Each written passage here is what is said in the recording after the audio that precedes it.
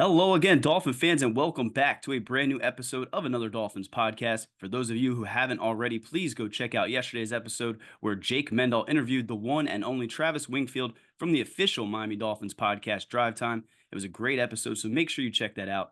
But now, with the bye week in the rearview mirror, it's time to look ahead to Miami's Week 7 matchup versus the Indianapolis Colts, and I cannot do that alone, so joining me today is the one, the only, Brian Cat. You can follow him on Twitter at BrianCatNFL. Kat, it's been a while, man, but how are you doing after that much needed bye week? I needed the bye week for sure. I mean, it was nice. Usually I hate the bye week no matter when it is, when the Dolphins are. I needed it this time, and I think the team did too. And hopefully the Dolphins can reflect a little bit during this bye week and say, look, the whole season it seems like it's been a dumpster fire, which it has been. But we're 2-3. We're only a game or two away from where we needed to be at this point. Yeah, and that's what I'm really trying hard not to do because I'll admit I'm a homer, but like previewing this game, like trying to do some of the research, I'm looking at it and I'm like, why can't the Dolphins be 3-3? Why can't we be looking at that with Tua Tagovailoa coming back? So, I definitely think we needed this bye week more than we probably thought at the beginning of the year, right? Week 6 bye, that's a little bit early, but came at the perfect time. So, before we jump into the Colts game, two moves that went down that kind of you know, made some noise in the AFC East was Devontae Adams being traded to the New York Jets for a compensatory third round pick that can obviously be a second if he plays well enough. And then Amari Cooper to the Bills, along with a 2025 sixth round pick, goes to the Bills, who then traded away a 2025 third and a seventh in 2026. What do you think about those moves? Because the Adams one went down first. I know everybody was really excited about that, but to me, I'm thinking Amari Cooper with Josh Allen in that offense. That might be a little bit more scary. But what are your thoughts early on? I think both were good trades for the Jets and the Bills. I mean, a third round pick, I thought, that couldn't move up to a second. If it was any more than that, then I think that would have been a little bit too much. To me, the Jets significantly got better with this trade. I think Devontae Adams is a full head better than Amari Cooper. So for Rodgers and Adams to have that chemistry together, and now you pair them together in the middle of the season, along with Garrett Wilson, I think it takes the Jets offense up a full letter grade, and good for the Bills too on that too, or a good move for the Bills getting Amari Cooper. I'd say maybe a top 20, 25 receiver in the NFL still. That might be pushing it, but for only a third round pick in a year where you're going to be right there, you're expected to be right there at the end, I think is a good move for both teams. Yeah, maybe I just hype up Amari Cooper a little more because it feels like he's always just, been around, consistent for the most part. I kind of looked, I think, was he traded away two different times, right? When were those for first round picks or something crazy like, or though the last one was was not a first round pick, but you know what I mean. To So to Dallas for a first rounder, yeah, that yeah, was that's what from, it was. Yeah. Yeah. So I and mean then he has and then trade. potential. I think he was traded to the Browns. If he wasn't, he was signed as a free agent. But yeah, this is his fourth team now. Yeah, so I mean, both teams, like you say, got better. We still can wait and see what the Dolphins do. We're still a little bit away from the trade deadline, so let's see how that works out. But now turning the page, Cat, and this is like again, I feel more optimistic heading into this than I probably should. But heading into this game, Dolphins 2-3, Colts 3-3. The game is going to be at 1 p.m. Eastern. You and I both remember a time when this was an AFC East rivalry, right? So Dolphins are 3-point underdogs, 43.5 as the over and under. Injury news did come out today. I think we're still waiting to hear whether or not Devon Achane will be a full go. I know Mike McDaniel says it sounds promising. Agba and Holland day to day, I believe, and Jordan Poyer was another one he said should play. So when you look at the injuries on the Miami Dolphins, you flip the page over to the Indianapolis Colts. The biggest news on that side is that they are starting Anthony Richardson over Joe Flacco. So I might be spinning out a little bit of control here, but what are your thoughts on some of those moves, especially Joe Flacco over Anthony Richardson? Do you think that's the right move? And what type of, I guess, matchup or how will this dictate what the Dolphins do defensively? Yeah, I'm happier to see Richardson this week than Joe Flacco. That's for sure. I mean, Anthony Richardson on the season, he's made it through the three games that he's made it through this year. He hasn't completed over 50% of his passes. So on the season, 50.6% completion percentage, 60.9 quarterback rating, three touchdowns, six interceptions. But also from you decide, no, Joe Flacco is going to be the guy that's going to take us here. Like you're basically crapping all over your fourth pick in the draft. When you're the fourth pick in the draft and you come out and you're raw and the team has decided to start you, you've got to see it all the way through. So It's going to make for some interesting matchups, but it's starting to look more and more likely too. Like they're not going to have Jonathan Taylor, so he's not going to have that safety blanket to rely on. Where hey, we're going to come into this game, we're going to run the ball between myself and Jonathan Taylor. We're going to run the ball 40-45 times, and we're going to win 16-13. They really don't have that option now because their backups Trey Sermon and Tyler Goodson. Uh, Not very good. Huge step down from Jonathan Taylor. Yeah, and it's just wild. I mean, I still kind of wondering in the back of my head, but every time I hear Jonathan Taylor's name, I'm just like the Dolphins were how close to trading for him when they had HM, when they had some of these other running backs. Like what type of situation would we have been in right now had they ended up making that trade, but not having a playmaker like him completely changes that offense. I'm surprised you didn't mention Salvin Ahmed. Didn't they just sign him? And you're not a little bit worried about him having a rebound? I don't think I'll have the playbook down that What, fast. who I thought he was signed by the was it the Colts? I thought it might have been the Broncos. He's already bounced around a lot, so good for him. He's still getting paid. I don't Well, know how, now I'm but questioning if I'm wrong, but yeah, no, it was was it the Vikings? It might have been the Vikings. I don't know what I'm talking about. I got all the excited. Vikings got Miles Gaskin, so he found his way back to Brian Flores And, somehow. and So it was Salvin Ahmed. uh, So the Colts do have Salvin Ahmed. So I mean, they it's do. it's funny how I get those two mixed up because I think that's kind of been a Dolphins thing for a while now. So when we're looking at this Colts offense, you mentioned they're not going to have Jonathan Taylor. That's a huge blow. I joked that Mo Alley Cox, I think he had 2 touchdowns the last time the Dolphins played. So there is, they do have some playmakers. Whether it's a tight end position, I don't know how you feel about Michael Pittman, Josh Downs, A.D. Mitchell. I do think that they can pose a threat to that Dolphins secondary. But like you said, man, Anthony Richardson is not playing very good football. And when you don't have Jonathan Taylor to rely on, from my perspective, I think the Dolphins can really dictate this game defensively. What are your thoughts on the matchups on the outside? And then I think the biggest strength on that Indianapolis Colts is that offensive line, right? That left side of the offensive line is absolutely insane. As far as the receivers go, yeah, it's a fascinating group of receivers because you look at Alec Pierce this year, 13 catches for 300 something yards. He's averaging 28.3 yards a catch. So somebody who, and then on the other side of that, Michael Pittman averaging 10.9, Josh Downs averaging under 10. So you kind of know just based on those statistics there how they play football offensively. Alec Pierce is their deep threat. Michael Pittman's kind of their do it all, Mike Evans type receiver. Josh Downs reminds me a lot of former Dolphin OJ McDuffie, and really an underneath guy, not the biggest, not the fastest, but a great route runner. And you look at the last game the Colts played against the Titans when they snuck out a 2017 victory. Josh Downs just chipping away at them, 5-10 yard catches at a time, getting first downs, moving the chains. He's a pesky little guy. So yeah, it's going to be a big test for Kader Kohu in the slot, but on the outside, Kendall Fuller and Jalen Ramsey against Pittman and Pierce. That's why you spend the amount of money that you do in the cornerback position. Yeah, I think you're absolutely right. And another thing we have to keep an eye on is the safety position. I know Javon Holland's wearing a wrap on his hand, I believe. I think Jordan Poyer, like I mentioned, is supposed to be good to go. So, what are your thoughts on that? Because again, without Javon Holland back there, I know he's been up and down this season. I know people are down on him, but you mentioned them having those playmakers that for the most part, the Dolphins should be able to lock up. But when you don't have maybe that necessarily the experience or a playmaker back there in a safety, how do you think that changes things? Because for me, I think with Javon Holland out, I think a lot of Dolphins fans are really down on him. But when we don't see him out there, it's going to definitely be a difference.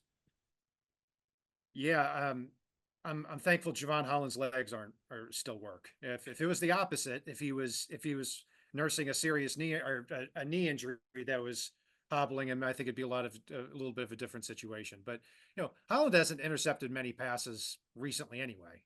So hopefully it doesn't matter there. Obviously, it can matter with the tackling, but just glad to see him out there because when we heard about this, we thought it was going to be like a 4 to 6 week injury. So there's that. Jordan Poyer has not played well this year. He's got to win with his head. He's got to use his football IQ to his advantage. But so far he hasn't been able to do that. So let's hope that this becomes the tandem we thought it was going to be here toward the end of the year. Yeah, Jordan Poyer has been a disappointment to say the least. But again, we got to keep reminding ourselves it is so early in the year, and hopefully, like you mentioned, they come out of this by absolutely guns ablaze. And I had, I think it was Douglas Durong tweeted this out. The Dolphins defense ranks, and I was a little bit surprised by this. Just give me your quick thoughts. Number one, third down defense. Number five, defense allowing first downs. Number two, defense average opponent drive time. Number one, defense opponent average plays, and number five, defensively average drive yards. So bunch of top of the, the units up there. And when you look at the Dolphins record, I know a lot of people want to, throw blame. A lot of people are, I don't know. I see some people bashing Anthony Weaver, saying about who the next guy's already going to be. All accounts, he's been doing pretty damn good. A lot better than what we saw from Vic Fangio last year. Yeah, overall, you could say the Dolphins defense is pretty good. I mean, I don't think those stats right now are reflective of being a top defense.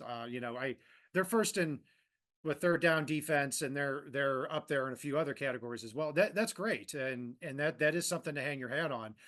On the other side of it too, there are some things that go against that too. I mean, against opposing running backs this year, the Dolphins are allowing 4.9 yards a carry. That's in games where you're mostly losing this year. That's a pretty high yards per carry for opposing running backs.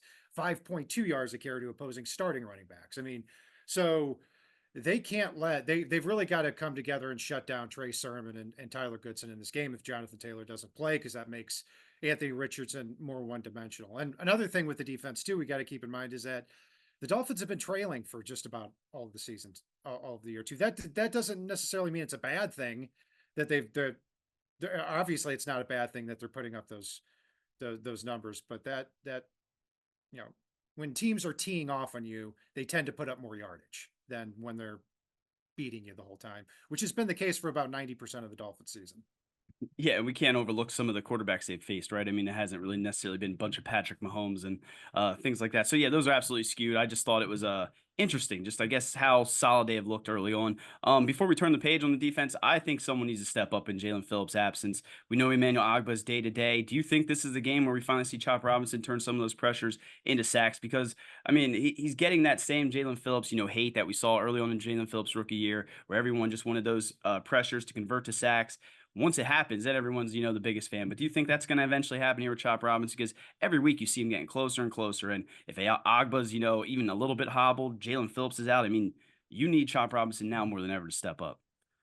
Yeah, he had a big play where he almost got to the quarterback on a third down, but forced a fourth down, a very important fourth down. And he was not used as a typical 3-4 end against the run as much against the Patriots. That's where they've got to stay. You've got to know what you're drafting there. You're not drafting somebody who's going to be an anchor against the run. You need somebody who's going to use his 4.47 speed to get to the quarterback and get in the backfield. And in a game like this, can he track down an Anthony Richardson? That's the question if he gets into the backfield. But yeah, it's going to be a big matchup there because, like you said, the Colts offensive line is one of the best in the league.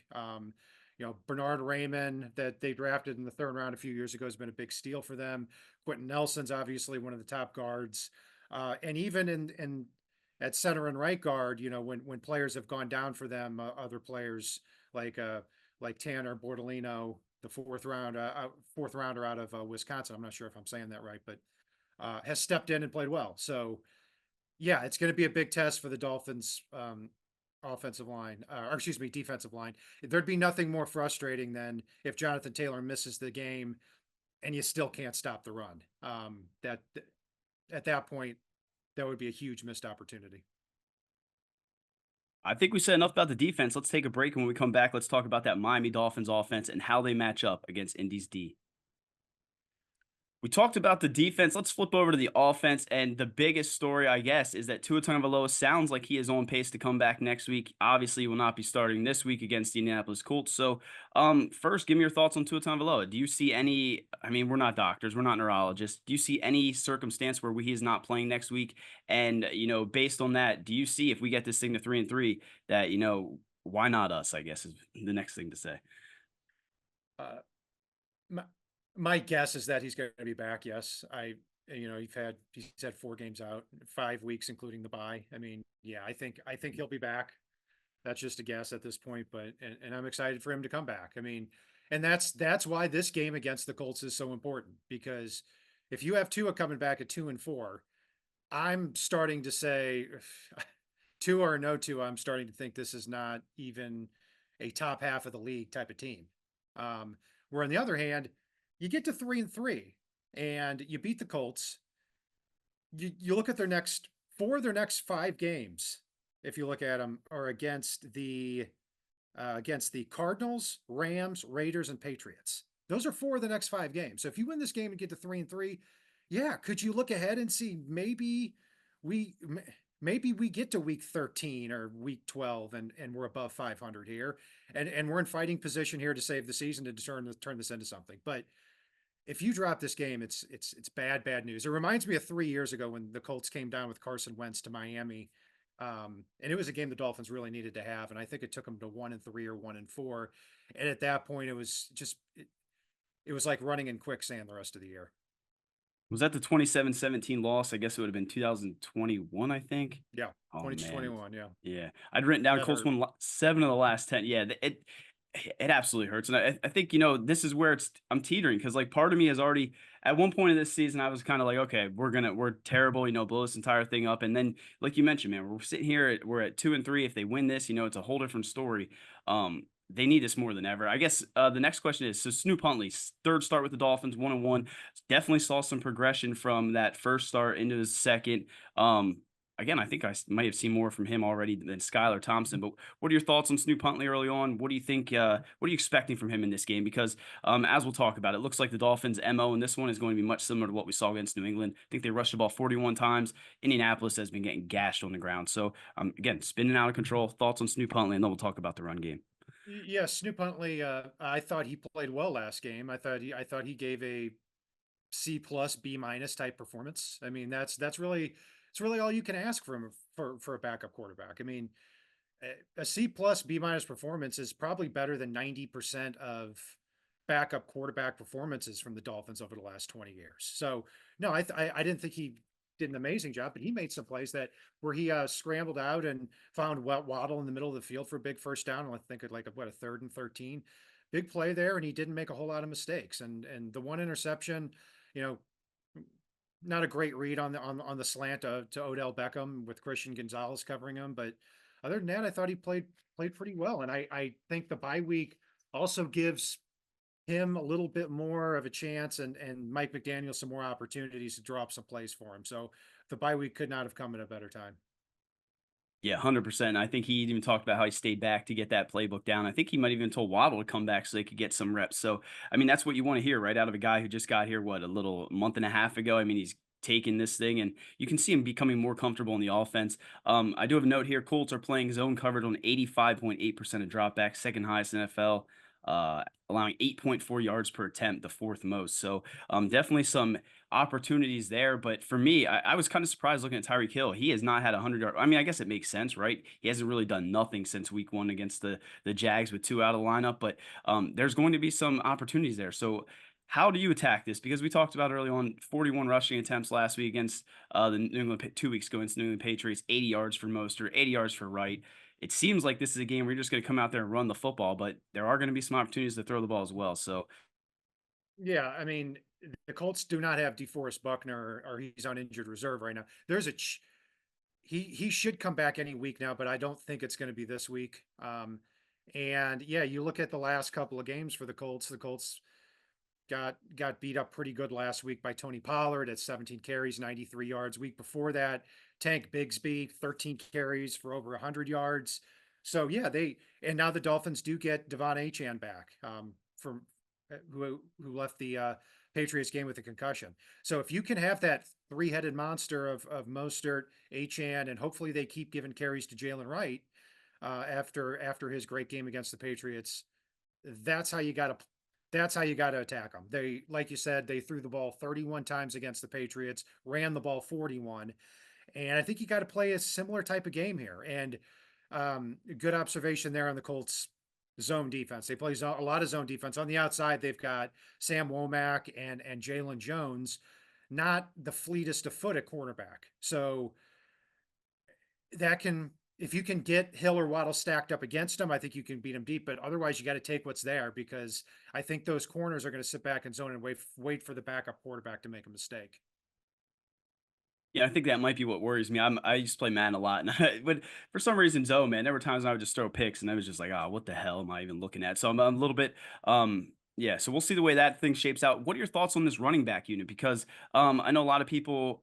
I guess we see Achan taking those, the RB1 sort of reps, but we know the way this thing, shapes out, right? He's utilizing all his pieces. But do you think Mostert should be that I guess, de facto RB1? Because for me, I think I liked what I saw from Jalen Wright. I want to see him get more touches, and I'd be okay if you're using Devon Achane more as that, that guy that's motioning out in the slot, being that guy that's, getting out in space more so taking those hits. So, what are your thoughts on this running back unit? Again, a very good problem to have. Yeah, I mean, obviously, if you look at the production of this year, it hasn't in total been great, but I still love this running back room. And I'm right there with you on that too. Is if you're not taking Devon Achan and using him creatively in motion and around the offense with another running back on the field, I think you're doing it wrong. And you've got to Achan 21 catches already on the year. You've got to use that to your advantage. You got to. I love the play, and it's only happened a couple times this year where they give Achan the ball, the handoff from the slot. That's a play a lot of people don't see coming, and if you can cut that edge, it could be a big gain for you. So that's something I'm going to be looking out for. But Jalen Wright, Devon Achan, get them on the field together because it's tough to defend both of those guys. Yeah, and I'm not. I don't. I mean, we don't care. We don't care about style points. Do whatever you gotta do. We can go back. Saw someone say this offense reminds them a lot of the 2000 Ravens, where they're just running the ball and hoping that defense can hold up till Tua comes back. One interesting note. I believe it was it I don't know if it's Frank Smith. I can't remember who said it, but someone was saying about this off bye week trying to get more plays to their playmakers, and they specifically said Jonnu Smith. So we saw him get a little bit more involved last week. Do you see Jonnu Smith getting more involved in this offense moving forward? Again, it's just all hypotheticals.